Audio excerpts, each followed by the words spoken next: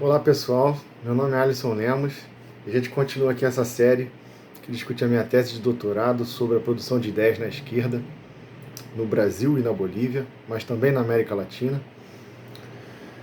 E a gente vinha discutindo durante esses vídeos sobre a questão democrática no fim dos regimes militares, das ditaduras militares no continente latino-americano, que a esquerda latino-americana ela produziu uma grande novidade política, uma grande novidade na forma de se conceber democracia, que é a ideia de participação, de que democracia não é simplesmente entregar a um eleito a única possibilidade de representação sobre o povo, né? A democracia, ela, além disso, participação direta do povo na política.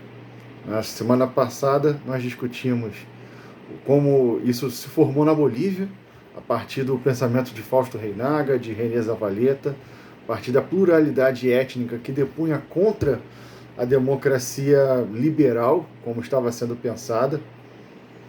E hoje a gente vai discutir um pouco o pensamento democrático da esquerda no Brasil, na crise do regime militar no Brasil. E com isso eu vou apresentar um pouco aqui o pensamento de Carlos Nelson Coutinho, quem eu acredito ser fundamental para essa discussão. Então eu peço que já que você deixe o seu like aqui, para que esse recado chegue a mais pessoas, para que essa discussão se enriqueça com a opinião de vocês também nos comentários, né? E que vocês compartilhem e se inscrevam no canal Fermentando a Revolução, ativem o sininho para continuarem participando dessa discussão. Bom, muito bem. Carlos Nelson Coutinho, a princípio, ele não era um militante do PT, organização que eu discuti um pouco aqui a fundação. Ele era um militante do Partido Comunista do Brasil e, posteriormente, do Partido Comunista Brasileiro, do PCB, e vai se desligar do PCB ao longo dos anos 80 e se reunir ao PT nesse mesmo período, né? Posteriormente, no fim da vida, ele sai também do PT e vai se filiar ao PSOL, onde terminou a sua vida e a sua trajetória política, em 2012. Carlos Nelson Coutinho, ele escreve uma obra, ainda nos anos 70, de fundamental importância, chamada A Democracia como Valor Universal. Uma obra que vai ter um impacto, um texto, né, que vai ter um impacto muito grande, que vai circular bastante na militância de esquerda da época, né? E que, apesar dele, quando escreveu, não ser ainda um militante do PT, isso vai influenciar bastante a formação e a concepção do petismo, concepção de democracia, de fazer política desse partido, né? Que grande novidade trazia essa obra? Bom, como a gente discutiu aqui, a esquerda brasileira ela vinha se dedicando à resistência armada durante a ditadura militar, né? Alguns na guerrilha urbana, né, nas ações que foram frutos de rachas também do PCB, ou na guerrilha rural, né, que foi o caso da guerrilha do Araguaia, organizada pelo PCdoB, que também é um racha do PCB.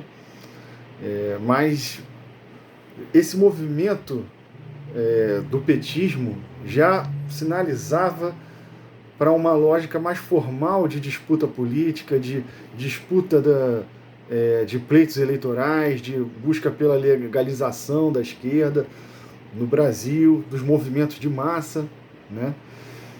E o Carlos Nelson Coutinho, ele trazia de fora, trazia particularmente da Itália, do Enrico Berlinguer, do chamado eurocomunismo, a discussão sobre a importância de se pensar o socialismo e a democracia como coisas inseparáveis, né? Fazia isso a partir de uma crítica da União Soviética e do modelo soviético, e dizia que a democracia não devia ser mais encarada como uma tática para crescimento da luta pelo socialismo, da luta pelo comunismo, mas sim uma coisa estratégica, quer dizer, um princípio mesmo, né? Um princípio universal defendido por todos, né? Essa concepção ela teve muito polêmica em torno dela, porque ela foi majoritariamente entendida como um abandono da luta armada, como um abandono da perspectiva revolucionária para uma adesão ao sistema eleitoral, né? Uma adesão à lógica de eleições burguesas, de eleições sob o modelo liberal, né? É claro que Carlos Nelson Coutinho ele disse além disso, né? Ele falava sim da importância das organizações do que ele chama de novos institutos formados na luta da classe trabalhadora, associações livres da classe trabalhadora, que deveriam ter um papel importante na democracia socialista, mas ele também combinava essa perspectiva com uma defesa do sufrágio universal.